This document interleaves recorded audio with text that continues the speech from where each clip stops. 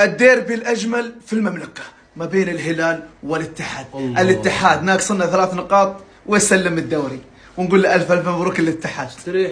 مفتاح الدوري عند الهلال. لكن مفتاح الدوري عند الهلال. لكن الاتحاد يقول لك المفتاح عندي. الاتحاد متى فاز علينا هنا؟ هذا عاد المصيبة. العقدة موجودة. نعم.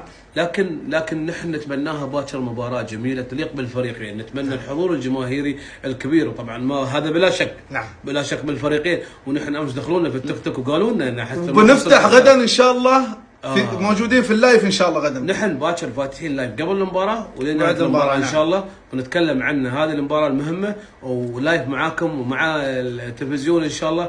واذا فاز التي نقول لكم مبروكين تستاهلون، واذا صار لا قدر الله اي شيء ترى نحن هلاليه ما بيدنا. الهلال انا اقول بيعطي الاتحاد لانه ما يبغي النصر. ما في شيء لا ما في شيء نعطي سعيد، الميدان يا سعيد هناك.